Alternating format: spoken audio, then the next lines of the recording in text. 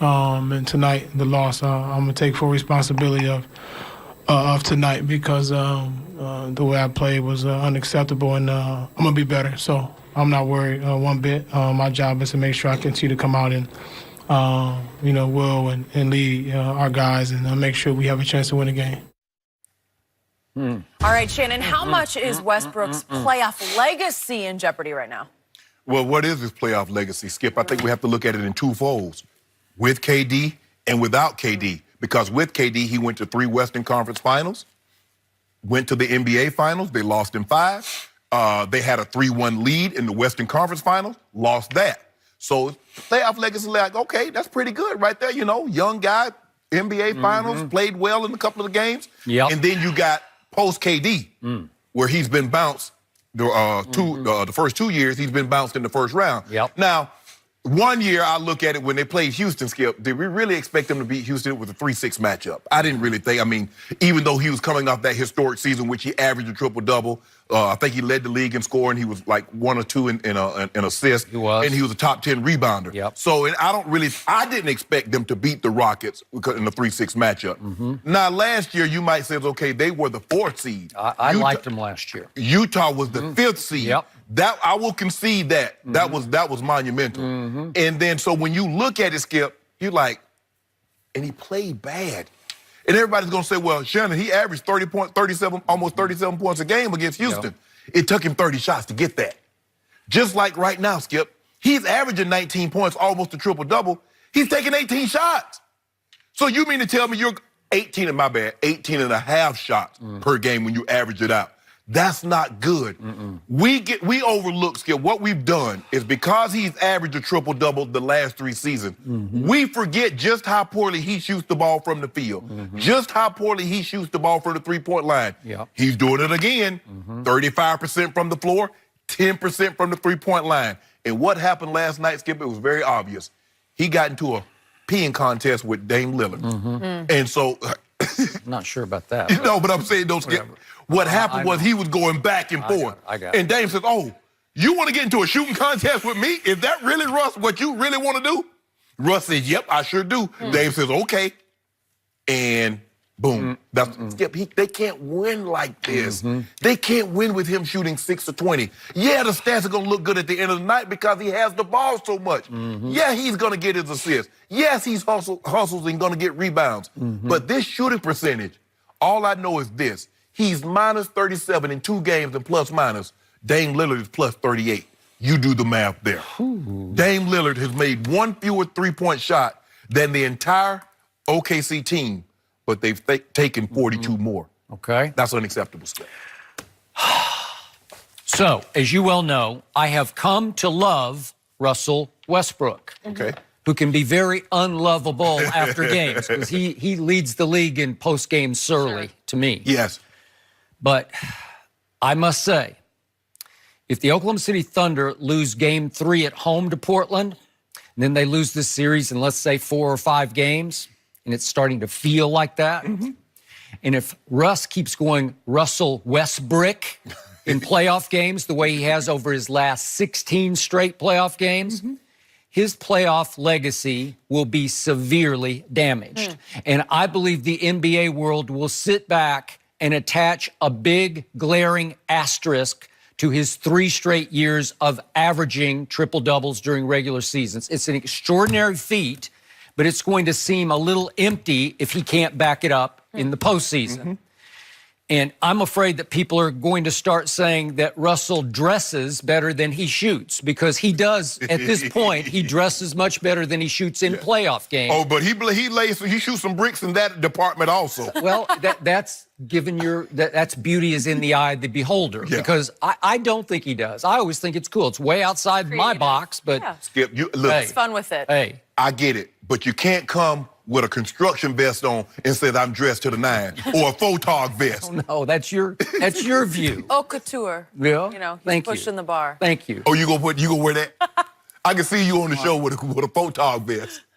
Probably wouldn't, but he was making a statement, obviously, at KD. Okay, he was taking a shot. I thought it was very clever. The problem here is that Oklahoma City is favored to win this series, even though they're the 6th seed versus the 3. That But makes no sense. Vegas favored them, and I like them to win this series. We didn't actually pick it, but I told you I like them to win this. And remember, they're going up against a Portland team that has been swept. Its last 2 years in the playoffs, been swept 0 for 4 right out of both playoffs.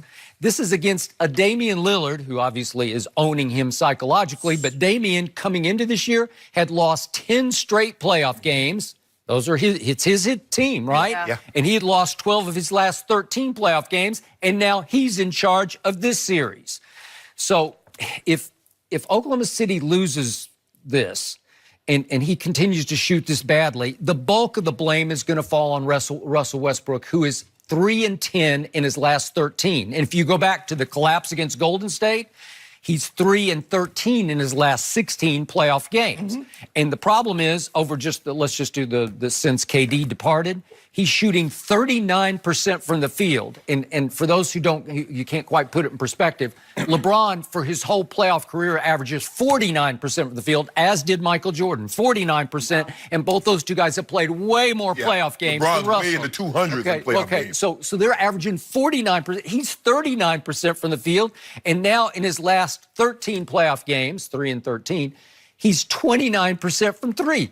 Like, that's the 39% is bad enough, but this horrendously bad is 29%. So, and to his me, three-point field goal percentage, Skip, is dipped every single every year.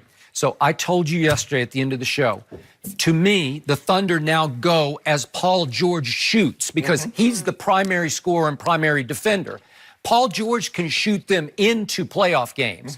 Russ can only shoot them out of playoff games, and you made the point, which was a very prescient point, he just shoots too much.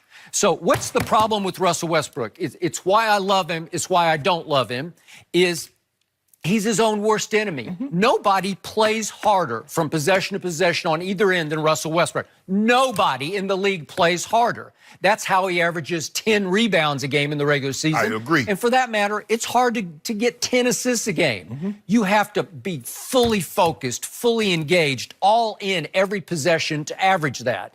The problem is, come playoff time, he wants it too much. He plays too hard. He tries too hard. He goes completely over the edge. And what did you just hear him say? It's up to me to will this team. So he tries to will the ball in the basket.